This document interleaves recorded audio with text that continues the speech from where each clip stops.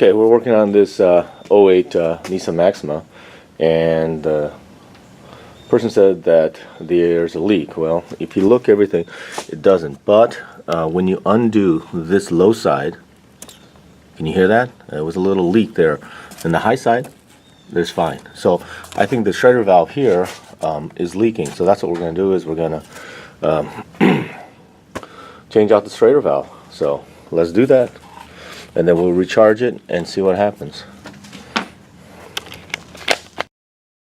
Alright, this is the kit that was supplied. It's got the tool to remove the valve, and it's got two for the high and low side. We're only going to use the low side, and let's get that out and replaced. Okay, there's no pressure, so what we're going to do is we're going to undo the low side. Just, I hooked it up just to make sure that we weren't going to take this out with pressure on it. And we'll open up this kit and we'll get that schrader valve out. Alright, so the low side's leaking. I got the little tool here. Okay, just undo it like so, and it comes right out. There we go.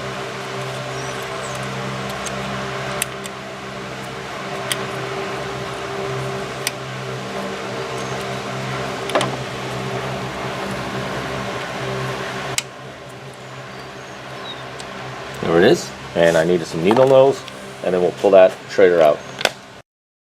Okay, if you're using 1 pound cans and you get the new ones with this valve that's pierced like that, or this little valve that's inside, you need a little adapter like that to make it work with your standard piercing tool. Okay, so let's take that out and put it on the can and start charging. It's held a vacuum for over an hour, so we know it's good. Okay, I pressed the bleed so until the gas came out, and then now we're going to open up the low side and you see the fluid going in. And then we'll just we'll start, and we'll turn the AC on, and let's see how it does.